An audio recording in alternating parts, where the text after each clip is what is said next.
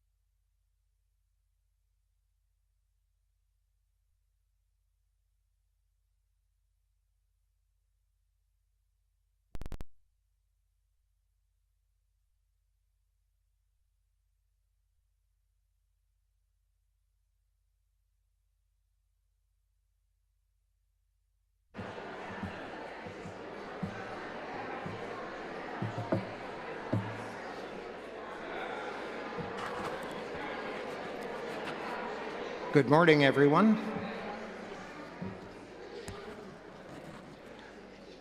I just wanted to extend a warm welcome to this November PROBUS meeting.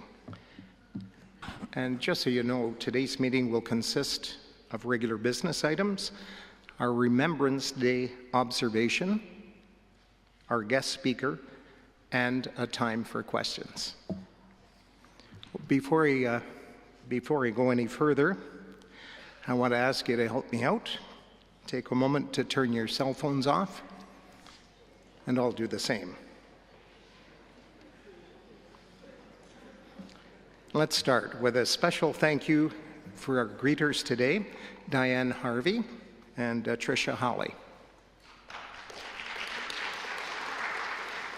Now, after our last meeting, several members were concerned that they don't know who makes up the management committee.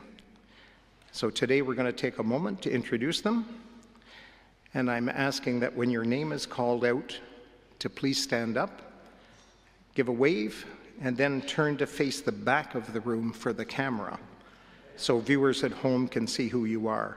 Just stay standing until all the committee have been introduced. So, here we go. Vice President is Linda Davenport. Past President, Ann Boudreau. Treasurer, Norm Fisher. Secretary, Ruth Sleven. Membership Chair, Ellen Bell. Marketing and Communications, an opportunity lies here. That's one we need. Program Chair is Kathy Stevens.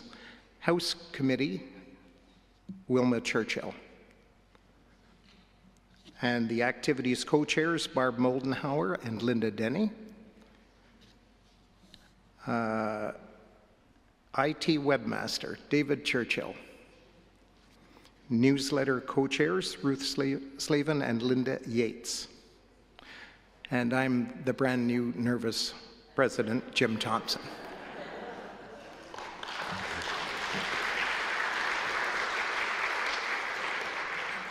Ellen Bell is the membership chair. She needs some assistance from members requesting name tags. Ellen, can you come up and speak for a minute?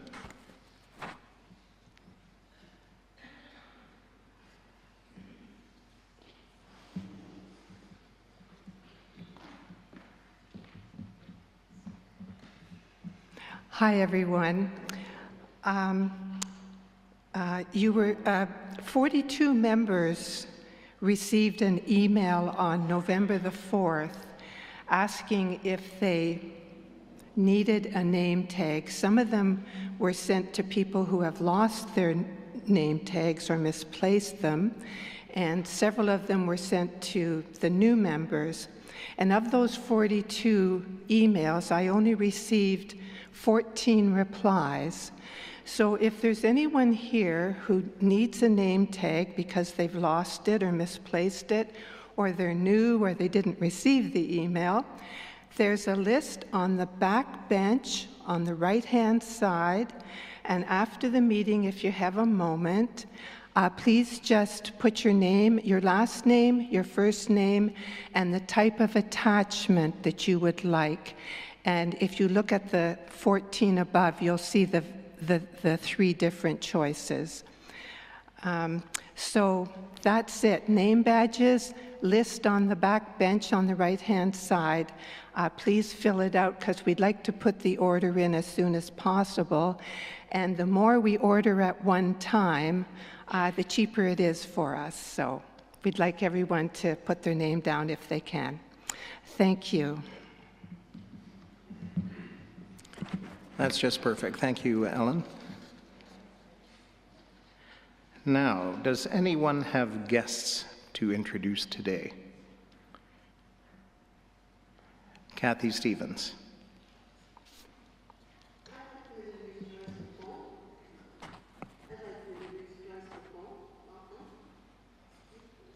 And long time. And David McCauley.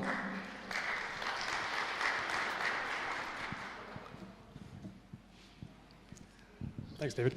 I'd like to introduce my wife, Cynthia. Cynthia Spring. And I will take the liberty of introducing PROBUS members from Bracebridge, Ontario, who have moved to Guelph and asked if they could come and attend today's meeting. Rosemary and Chris Carrington.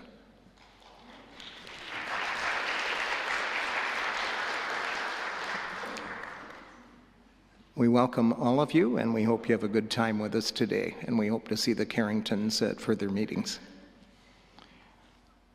Now, I'm aware of several new members awaiting their induction into our PROBUS Club.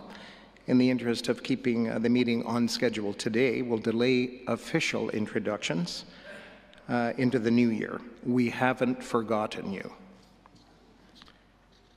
Have I forgotten anything? Good. I'd like to introduce Tom Watson, who will lead us through our recognition of Remembrance Day.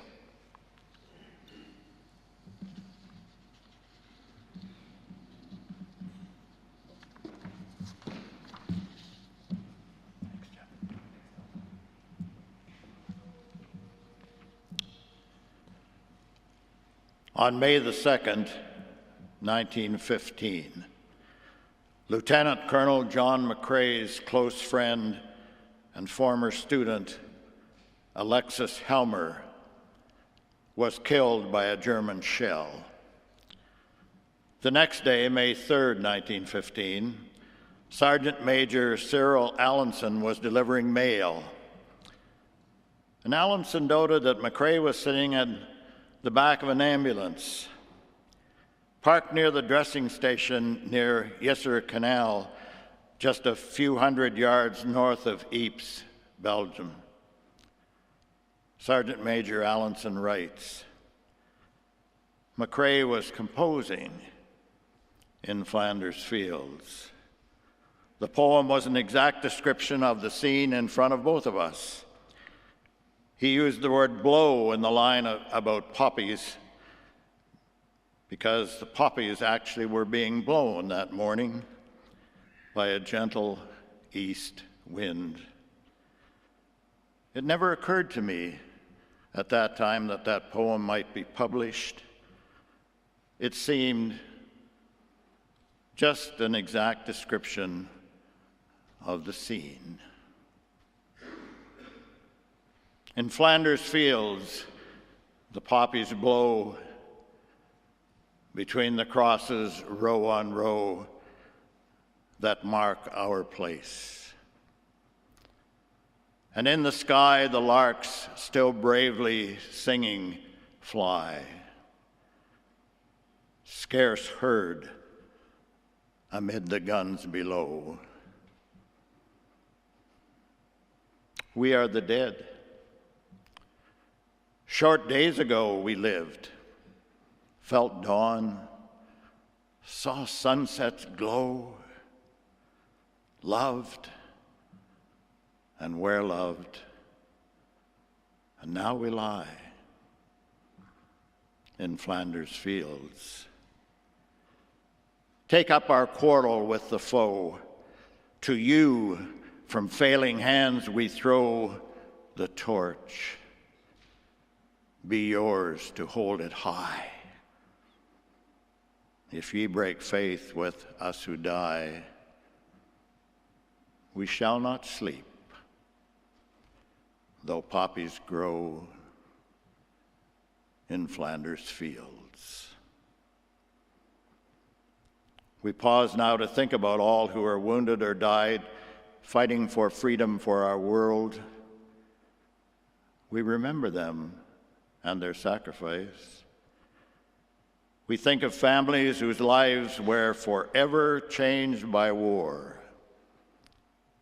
We remember them and pray that the world may turn to peace.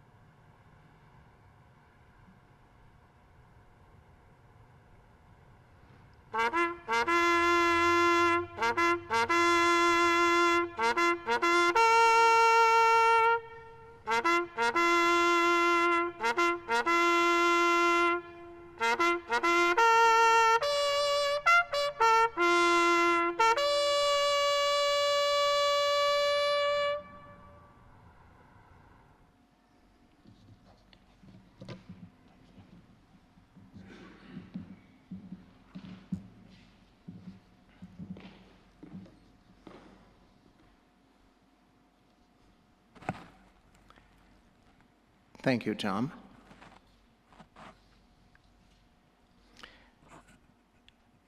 Jackie Gale Seabrook will introduce our speaker.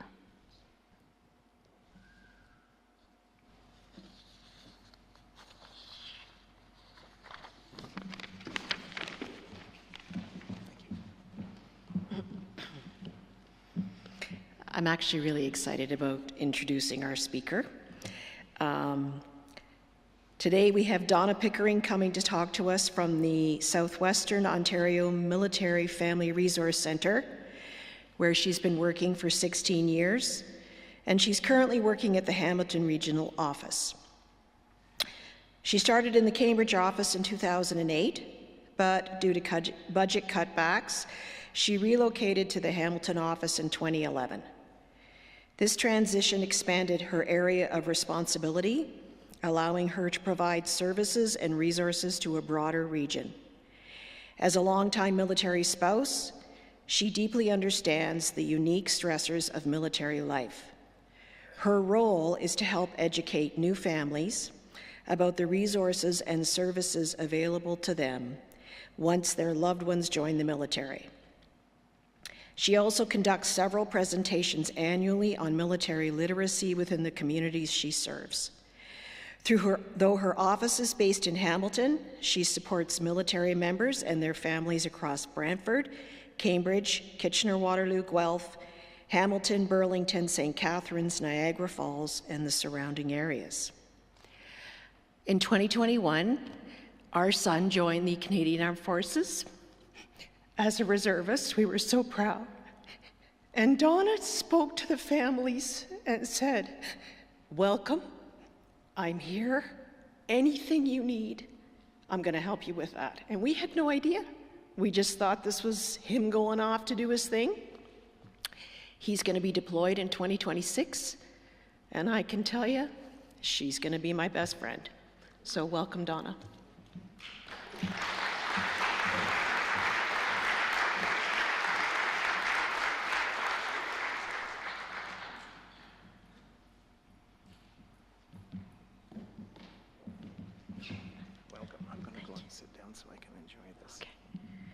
Thank you so much for that amazing introduction. As mentioned, my name is Donna Pickering, and I am the program coordinator for the Southwestern Ontario Military Family Resource Centre in the Hamilton Regional Office.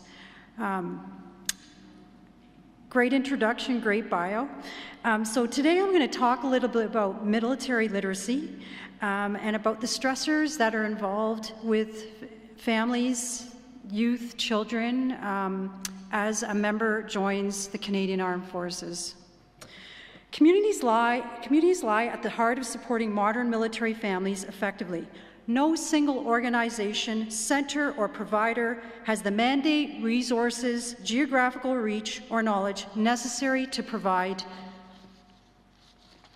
comprehensive, definitive support. A greater community understanding of the military family experience can enhance skills to better serve military families and strengthen the network of family support. Raise your hands if you know anyone in the military. Wow, a lot of people. How confident are you in supporting a military family? That's a question.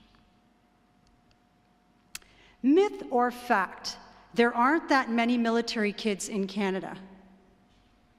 Well, the answer is, with over 110,000 Canadian Armed Force members, regular and reserve combined, there are at least 81,000 kids in the most recent snapshot. Military literacy is defined as an awareness of the unique experiences of military families and the life stressors that affect them, such as frequent moves, separations from family, and the risk of professional arms.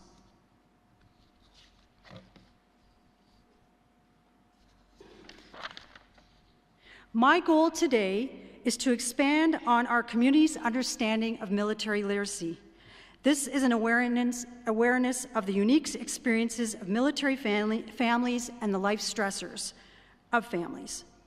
In today's presentation, I will be discussing what the military community looks like in southwestern Ontario. From there, I will be taking a look at the characteristics of the military lifestyle. Finally, I will be sharing with you some resources that you can offer to support military families. There are three groups that make up our military community, each with its unique needs. The most prevalent group in southwestern Ontario is the Reserve Force. Reservists are primarily part-time service positions. They may volunteer for full-time employment or deployment on operations. They typically serve one or more evenings a week or during weekends and at locations close to home. Reserve units are located in hundreds of communities across Canada. The majority of reservists hold civilian jobs or students enrolled in post-secondary education programs. Personally, I actually support 11 reserve units in my area of responsibility, and as a reserve family myself, I know the unique needs that we encounter on a daily basis. Regular force members are full-time members of the Canadian Armed Forces. When they join the regular force, they are signed on for several years of service. Regular force military families move often, and living off base offers both challenges and opportunities for families as they try to fit into new civilian communities every 3 to 4 years. Being spread out from one another can create a disconnect from the military community and a sense of isolation.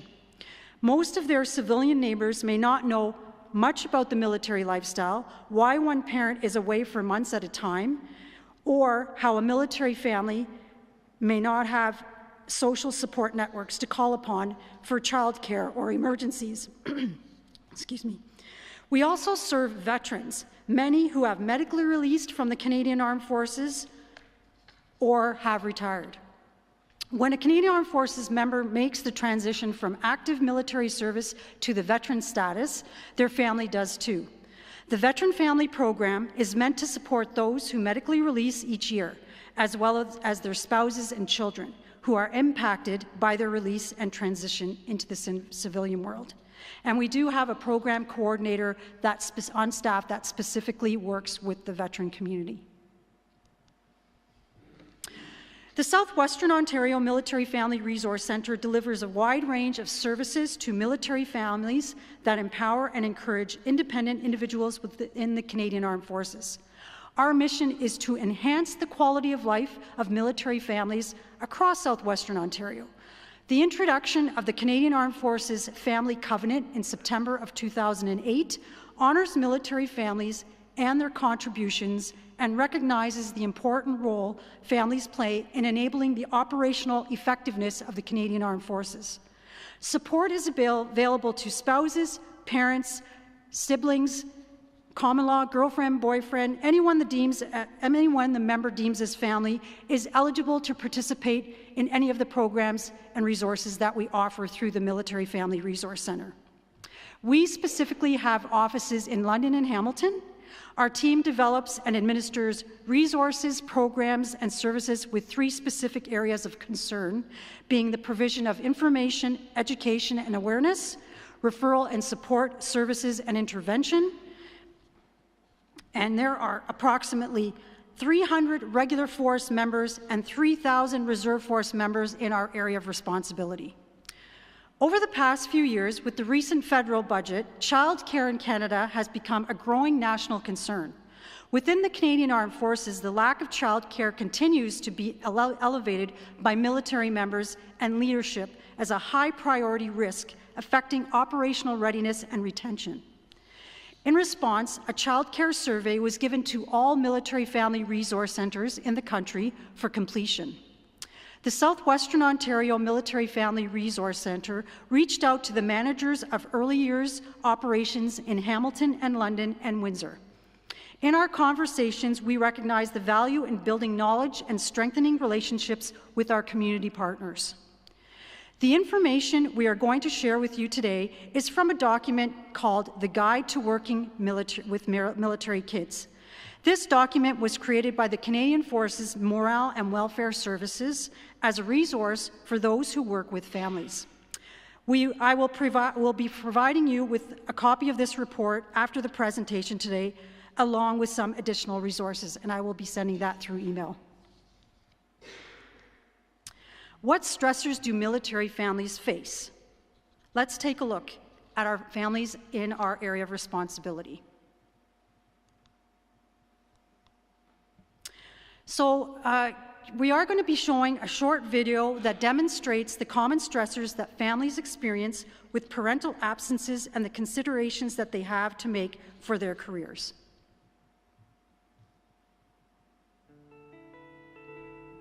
I joined in 1989. We met my first summer in Halifax, and that would have been 1992. There was an interest there, and then we both went our separate ways because at the end of the summer, as a reservist, you go back to your home unit, and his was in Windsor, Ontario, and mine was in Hamilton, Ontario. And then we just kind of kept bumping into each other here and there over the course of really 10 years. And then we both ended up in Quebec City. We ended up there for 2 different courses that we were on, but at the same time. And we're kind of like, wow, 10 years later, there's still a spark here. Let's see if there's something to this. With the regular force ship, they typically will go out for deployment for 6 months or more. And with the reserve ships, they'll go out for a few weeks, come back for the weekend, go out again, come back. And so it's the back and forth that makes it really tough with the kids. I was pregnant with Emily, and the first year of her life, Tim was still posted to a ship. He would be gone for several weeks and then come back on a weekend, or then he'd be gone for 1 week but then be back. And so she kind of wasn't really sure what was going on, and so it was disruptive. It was disruptive for me because I'd be in my routine, and then when he would come back, he obviously wanted to be a part of that routine. And so we get into the routine of the 3 of us, and then he would take off again. My biggest piece of advice is ask as many questions as you can. There's no such thing as a stupid question. I really do believe that, because if you're new to a system, you don't know how it works. And the military is fantastic at supporting its people as long as you know who to talk to get that support. I mean, I've been in for over 22 years, and I don't always necessarily think to tell somebody who's new, hey, this is what's in place for you, because once you've been in the system for a while, you kind of just take it for granted that everybody knows what's available. So that would be my biggest piece of advice, is ask questions. Summer has a poopy diaper. Okay. All right, thanks, sweetheart. I'll come help out in a sec. Yeah. You can do it after I have my turn, okay? All right, can you go hang out with Summer? Thanks. Summer, Mom said you're going to change our features. Anyways, what were we talking about?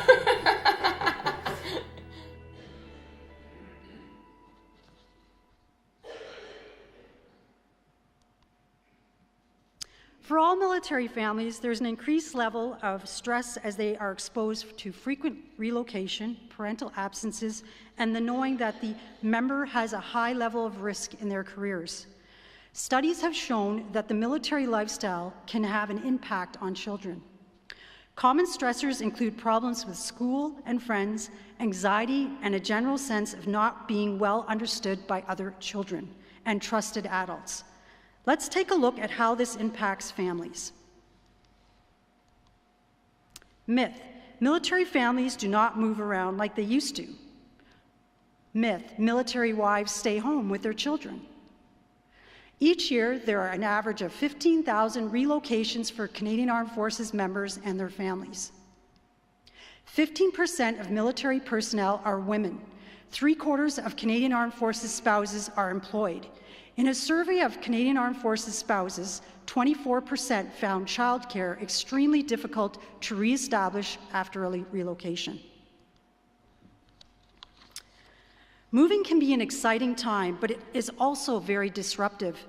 Frequently, relocations make it hard to set up regular childcare. With every move they make, Canadian Armed Forces families are often placed on the bottom of the wait list. Additional barriers result when families may know where they are going, but may not know where they are going to be relocated. This makes preparation difficult. Additionally, traditional childcare is set up for traditional workdays, which does not always meet the needs of families. As families relocate, their social support is limited, with the vast majority cannot call on friends or nearby family for help. With the lack of childcare options, the spouse's ability to work outside of the home is limited and may place financial constraints on the family.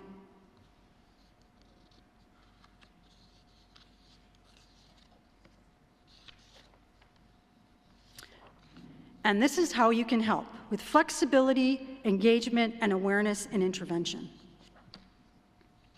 The knowledge of military literacy to spread awareness and intervention is very important.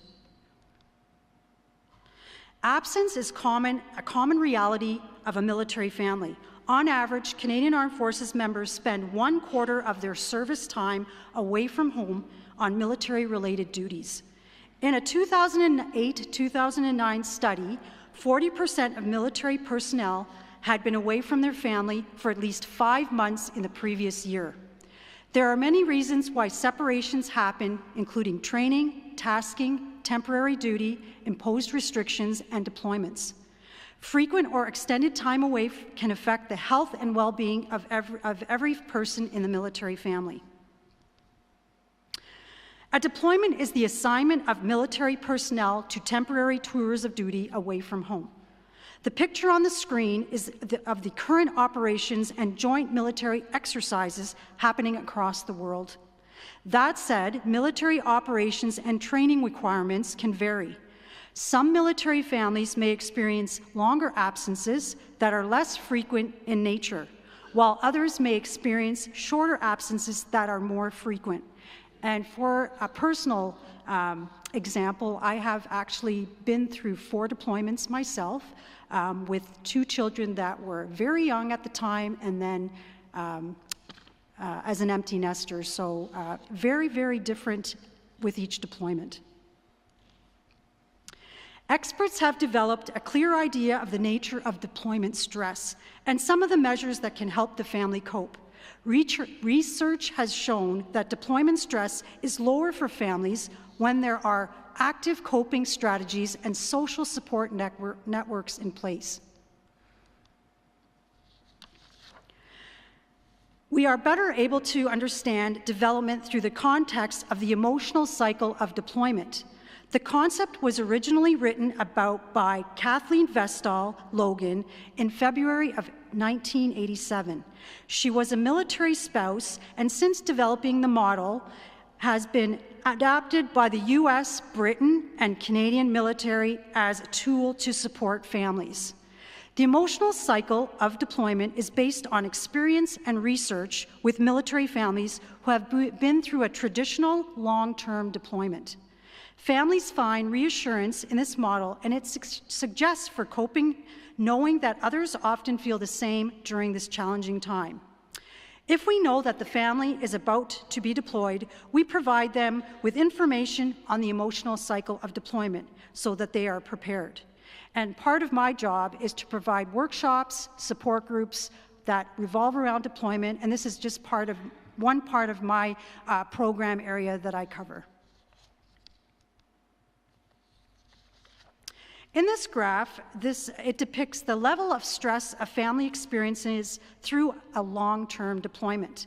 These are deployments that last over 6 months. You will note that as families work through emotional disorganization, they will eventually recover and stabilize. This means utilizing the coping mechanisms that they have. As families anticipate for homecoming, their stress increases. This is because they are excited to see loved ones, but nervous about how someone will react. With children, we see the recovery and stabilization stage. This is the moment where parents are able to become more predictable, so stress levels are lowered. Many people don't realize that deployments that are shorter but more frequent are less predictable and can be just as hard for a family. Repeated periods of separation and reunion can be even more difficult to manage because there is less time to readjust before the next absence. Many families who experience frequent short-term separations and reunions talk about an ongoing feeling of emotional disorganization that makes it difficult to act and react. These types of deployments require families to move through the stages more rapidly without much time to adjust emotionally, and the constant and continuous periods of separation and reunion may be more difficult to manage given the short period required to readjust from one absence to another. Many families who experience frequent short-term separation and reunions experience an ongoing sense of emotional disorganization, challenging their ability to act and react. And most of the frequent separation occurs in the reserve force world. So a lot of the reservists within the local communities, they do a lot of short-term exercises, taskings. They go away for maybe 2 or 3 months at a time. So it does make it more difficult for families to react and adjust. Will they be safe? This is a thought that everyone in a military family has. The element of risk is another feature that makes military families unique. Canadian Armed Forces members deployed on operational missions are fully aware of the risks of working in volatile environments. The notion of risk, including the possibility of permanent injury, illness, or even death, is accepted as a part of the profession of arms. Risk is not limited to the missions alone. Members undergo extensive training to build their physical and mental endurance. This can be dangerous and sometimes results in injury. A parent returning home ill or injured, or not at all, can be extremely difficult on even the most resilient children. The most prevalent risk members face is operational stress injuries, or OSIs. An OSI is a psychological injury that may include anxiety, depression, PTSD, substance abuse resulting from operational stress, operational duties performed while serving. As an OSI develops, a person may change how they show emotions, withdrawal, show socially, or experience mood swings, to name a few. Unfortunately, children who live with parents with mental illnesses are 3 times more likely to develop mental health problems themselves. A 2013 study of over 3,000 Canadian Armed Forces personnel who had deployed to Afghanistan found that 13.5% had a mental disorder, most commonly post-traumatic stress disorder, that was attributed to the mission. PTSD can develop after a person has experienced or witnessed a traumatic or terrifying event. PTSD is a lasting consequence of traumatic ordeals that may cause intense fear, helplessness, or horror. Studies have shown that when a parent is living with PTSD, there can be effects on family members, which may include psychological maltreatment of spouse and depression, anxiety, and behavioral problems in children. So finally, add us to your toolbox. When you are offering professional resources to your military families in this local community, please refer them to us at the Southwestern Ontario Military Family Resource Centre. Canadian Forces Morale and Welfare Services offers a variety of programs and services specifically for adults and military children. They are offered online, by phone, in person, a hybrid model, so that every family may and can have access to some support no matter where they live. We are here to help navigate the resources available, offering programming to connect military families. And finally, this slide just shows the articles of interest where a lot of this information was taken. Personally, as mentioned, I've been in this role for 16 years now, and part of my job is to educate new families that come into the military lifestyle about what programs there are and services there are for them. And as mentioned, I do attend all the enrollments across southwestern Ontario in my area of responsibility, and a lot of the families are actually so surprised about the supports that are available to them, because years ago there was no supports. And I would say about 10 years ago, parents of military members complained to the Department of National Defense that there were no supports for them. And because of that, the definition of a military family changed. So now a military family could be the parents, the grandparents, spouse, siblings, aunt, uncle, children, anyone the member deems as families. And like I said before, anyone can register and participate in the services and resources that we offer through our Southwestern Ontario Military Family Resource Centre.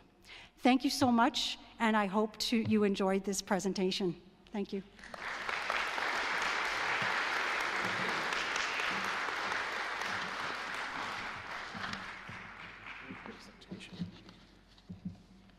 Just stick around for a minute. If there are any questions, would you raise your hand and I'll give you a microphone?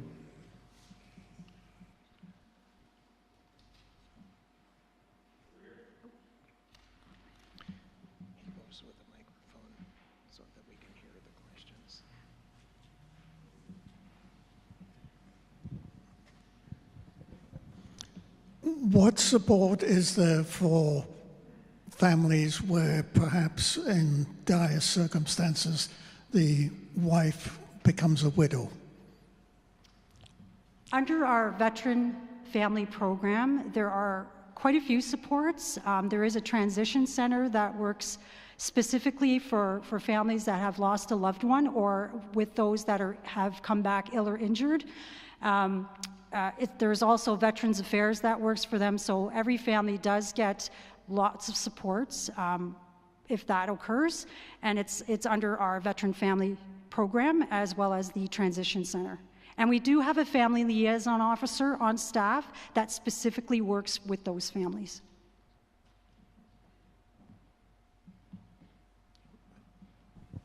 Yeah. Hi, really enjoyed your presentation. This really isn't, the question isn't really about the family support. It's really about the general, what the Canadians' role is in the world. Is it true that we're really peacekeepers more than fighters? Yes, that's basically our role, but unfortunately during Afghanistan, it turned the tables a little bit.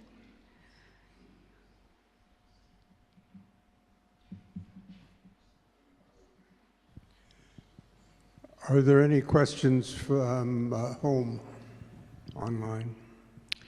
No, Jim, there are no questions online.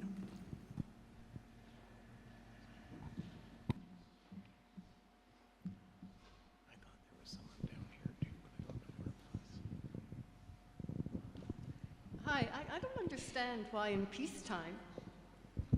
I don't understand why in peacetime it's necessary for the forces to be moved every 3 or 4 years. What's the purpose in that?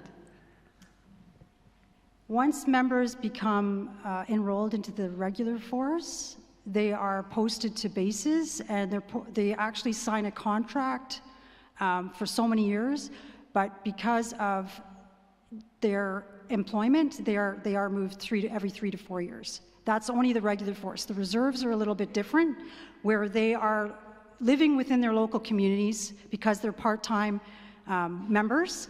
And like I said before, they're either working a civilian job full-time or they're going to post-secondary education. So the regular force members live on the bases, the reserve members, to explain it a little bit easier, regular force members live on the bases across Canada, and reserve members live within the community. If that makes sense.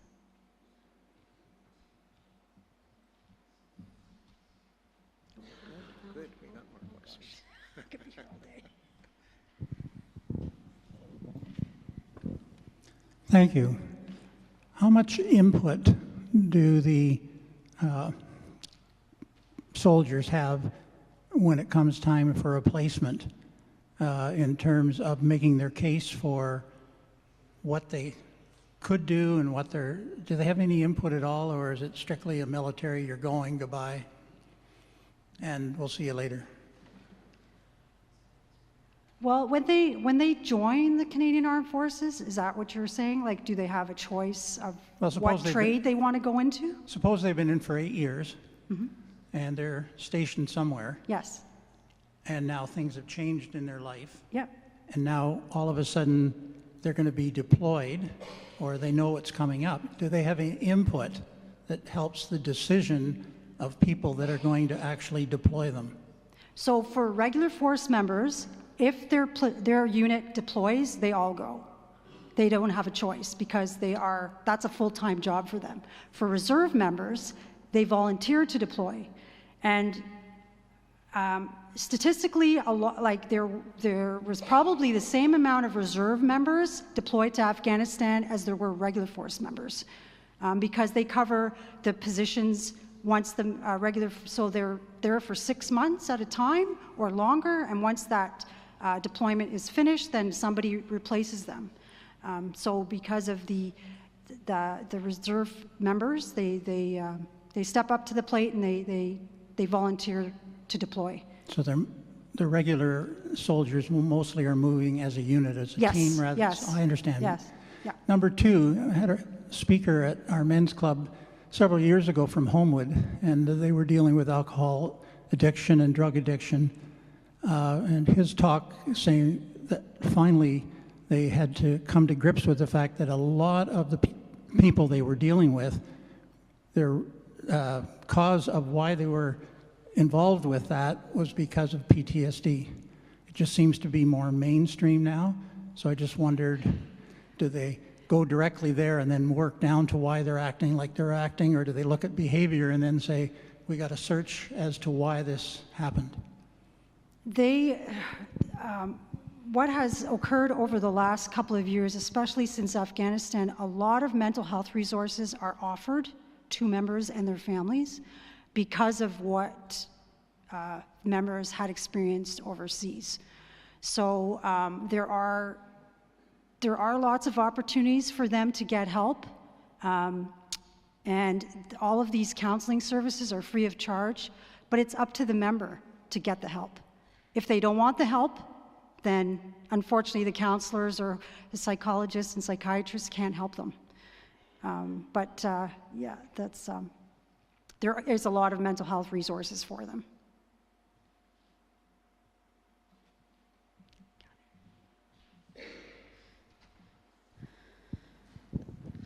Can you please address the impact and the support that is there for parents and grandparents? What supports are available? Mm-hmm. Everything that we do through the Southwestern Ontario Military Family Resource Centre, whether it's employment and education assistance, mental health resources, courses and services, activities and initiatives such as we have cooking classes, gardening classes. We've got all kinds of different activities for parents, children, siblings. Anyone is offered these services. And even if you're a retired family or a family that has someone that's has a mental health illness, we do offer these services to them. So everyone's inclusive.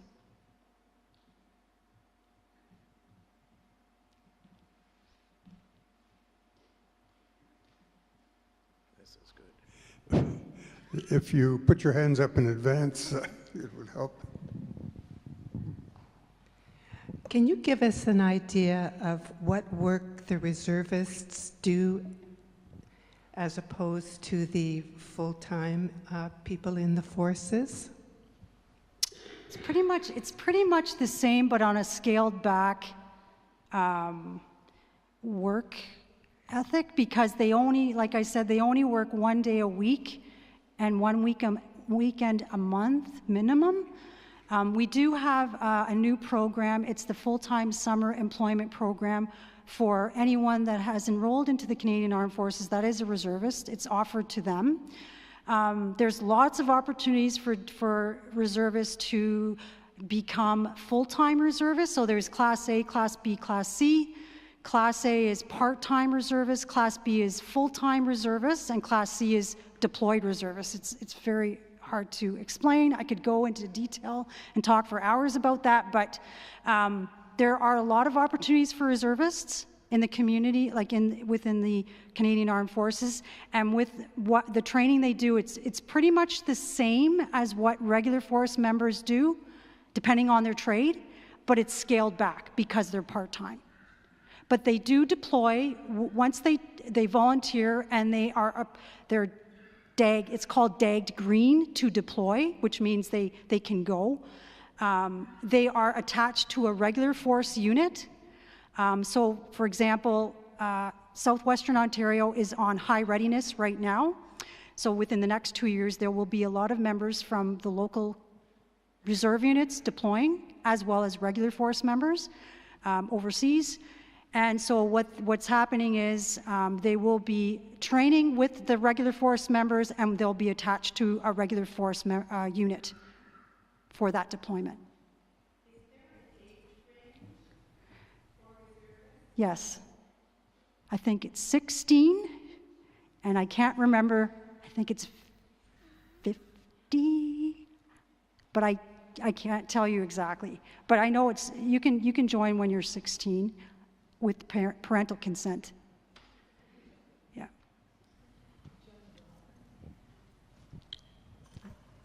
I think I have the next question.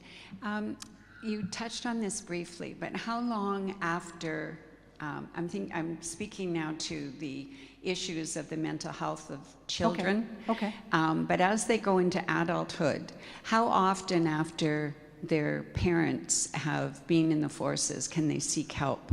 Because it would seem that this is very focused to particular long-standing issues of a number of young people, young adults. It really depends on the individual and how much support they want and receive. There are counselors that support children, especially if the family member, parent has an operational stress injury. So it just depends. It depends on, you know, each individual is different, each case is different. So I can't really answer that question. But there's no age limit. If somebody showed up, you would not turn them away if they're in their 40s, but they're still struggling with childhood issues from this. There are agencies that we directly work with that actually work with children, specifically between the ages of 5 and 18. So each counselor has a different age group, and there's different services depending on what the child is struggling with, and they're all free of charge for the family. I'm just wondering what the opportunities are for seniors getting involved. With our organization? Yes. Well, we do have volunteering opportunities. Unfortunately, I'm located in Hamilton, so I don't think you'd want to drive to Hamilton. But we do have larger events that we do, such as our summer family picnic, our fall event, and our holiday party that's coming up. There is some paperwork that you must complete before you become a volunteer with the Military Family Resource Center, just like if you were going to volunteer with a school. Same kind of thing. You have to get a police check done. You have to do some paperwork. It's just basic paperwork that you must complete. But I personally usually have volunteers coming to help me out with the larger events. I have some dedicated volunteers that are military spouses that help me with my warm line calls. So warm line calls are offered to families that have someone currently deployed overseas. So we actually call the families once a month to make sure they're okay, if they have any questions or concerns, and if they are interested in any of the deployment programs that we're offering.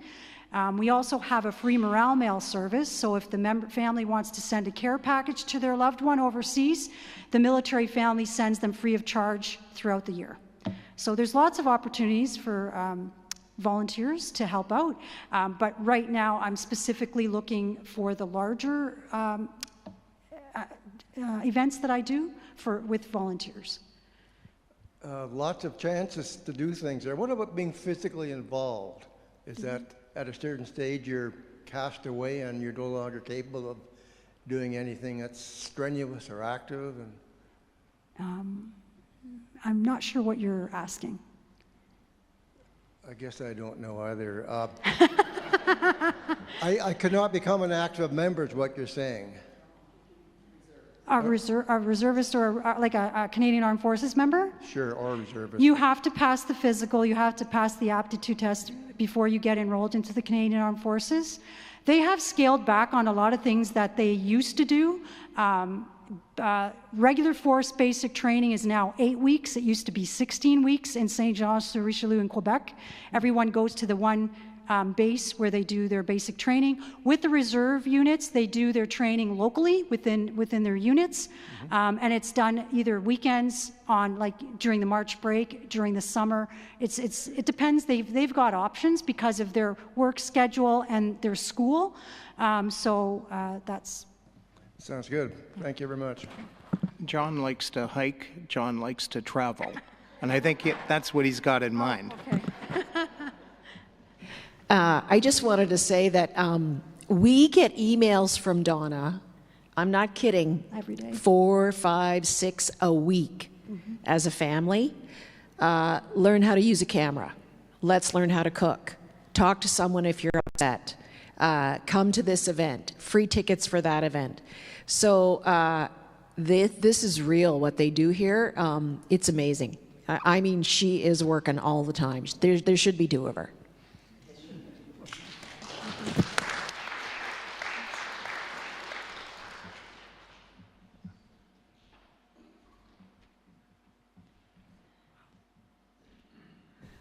I have a question. I have a grandson who is talking about signing up. He's going to be 18 next summer.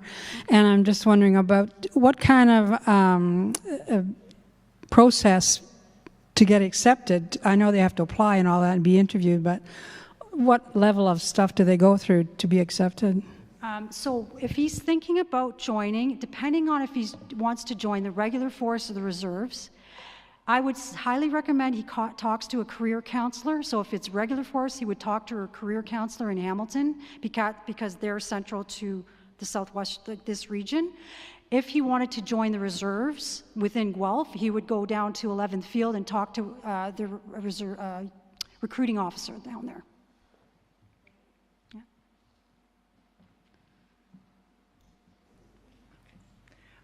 Just a couple of questions about the salary, how it compares to, and how long you are employed to serve, retirement, pensions, so on and so forth. That's one question. I can't really speak on that. Is it? I don't have the right, the proper information. But as far as retirement goes, you can work. You can, as a member, you can actually work up until you're 60. But the Department of National Defense does give extensions to people who are physically fit. There's nothing wrong with them. 5 years after they've changed the rules, and now you can work in the Canadian Armed Forces until you're 65. But you need to get approval from DND before you can continue after 60. Serve so that you qualify to retire? It's different between regular and reserve force. So with the reserves, you pay into a pension. With regular force, it depends on your contract, how long you sign up for. Some people retire after 25 years.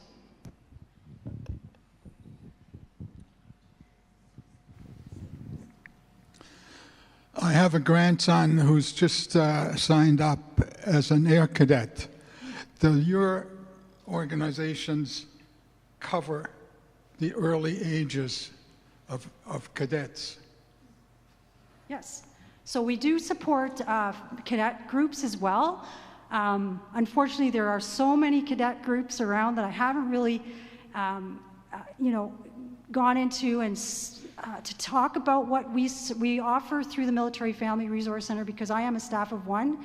I really focus on reserve units and regular force units and their families, but I do have a group of cadet groups that I do support. So if there is a cadet group out there that wants me to brief them on what we do and what we offer, I'm welcome to do that, because I haven't, there's so many out there that I haven't gone into all those groups. Could you tell me how many full-time employees are in your group? In our Southwestern Ontario, yes. So I am a staff of one, and I cover half of Southwestern Ontario, and I do all the jobs. I do all the marketing, promotion, everything. And people don't realize that I do everything. I do have a dedicated group of volunteers. There's three volunteers that actually help me out quite regularly right now. In London, there is a staff of 4. So it's me and 4 staff in London. Is there any questions from home yet?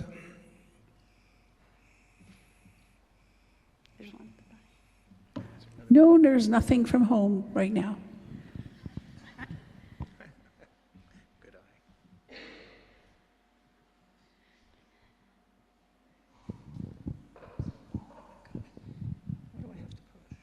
Nothing. Oh, just talk.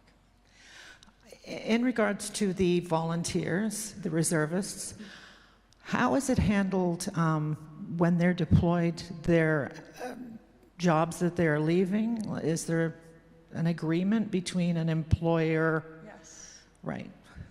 Yes, actually, there is a new program out for specifically for that. And there are, I believe it's members of the unit that go out and speak about how important it is for the employer to make sure that there is a job waiting for the member of the Canadian Armed Forces when they come back from a deployment.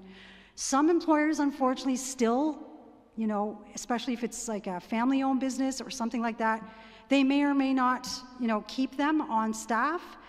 But there's a lot of changes within policies and procedures around that specific topic.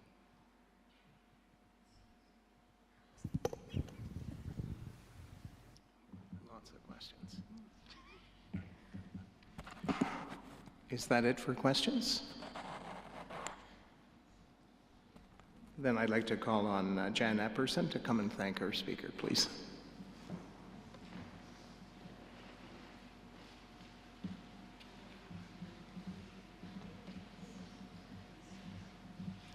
Donna, on behalf of the group, I'd like to thank you so much for coming tonight. The information has been wonderful. I remember, and if any of you were in the military years ago, like my husband was, as a new bride in the early 70s, going from Montreal to rural Nova Scotia. Life was extremely different, challenging, and he was deployed within 3 weeks. And there were no resources available, so you found your own. So to hear that there are things now available for families, that is wonderful, because there's certainly in the 30 years we served, there was no resources for any family. So now to have these resources available for everyone is truly, truly wonderful. And I thank you for all that you do. Thank you.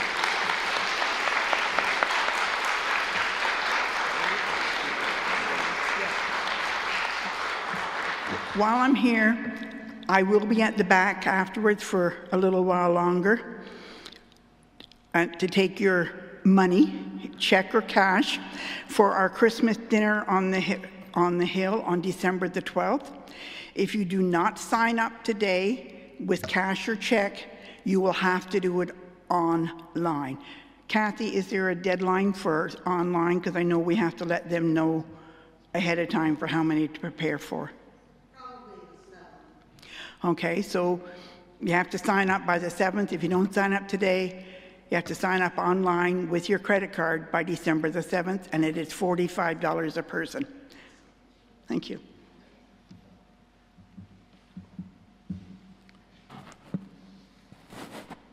I had a note here that just I wanted to thank everyone who served in the military. And on this note, I would ask anyone in this room who served to please stand up.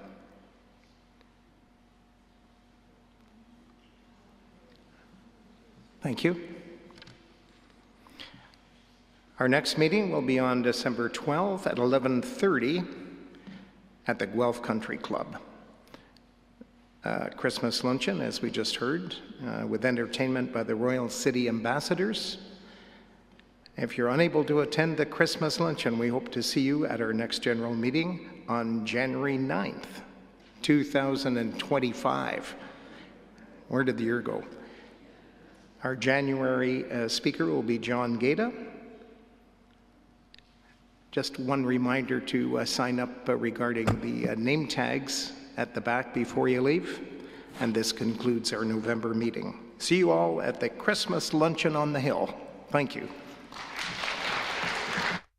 Oh, we have one more person here who wants to.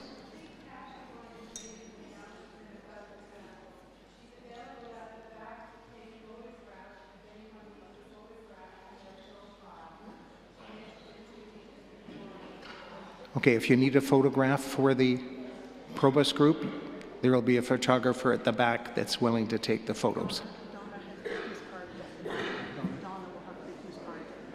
Okay, and Donna, our guest speaker, will have business cards at the back, should you need them. Thank you. Have a great day.